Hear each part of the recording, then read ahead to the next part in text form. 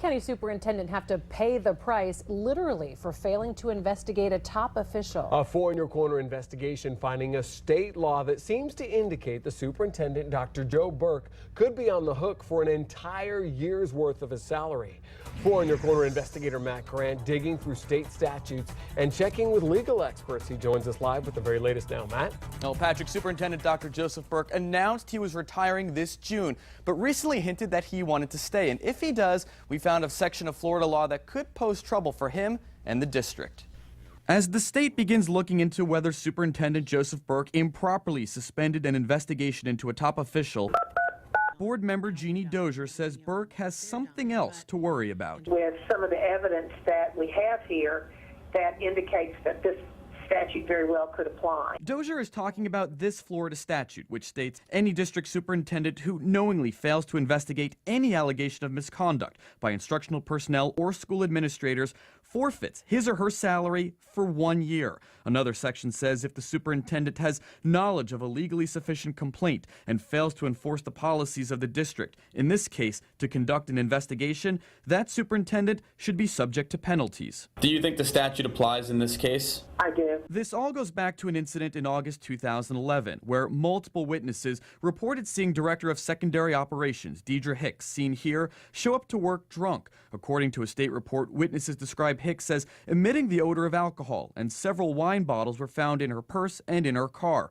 But when the district began investigating, Burke shut it down, saying the incident was related to a medical condition. So you told them to stop? Yes. And that was the end of it?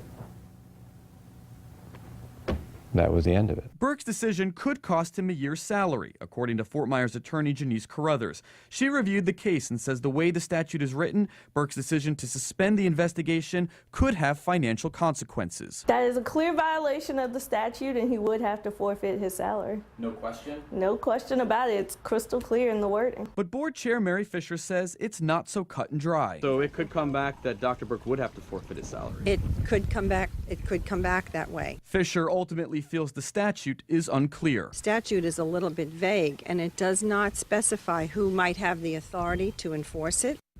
Well, Fisher feels this is ultimately a waste of time, calling it, quote, a distraction and a harassment of the superintendent. The district's own attorney wrote a memo to the board saying that he is, quote, not looking into any of these statutes or any matters related to them. By the way, the superintendent started at a salary of $185,000.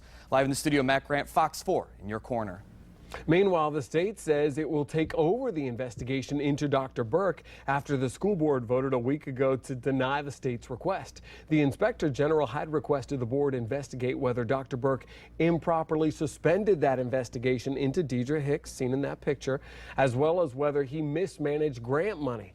The board voted not to investigate, telling Tallahassee if the state wants an investigation, they'll have to do it themselves.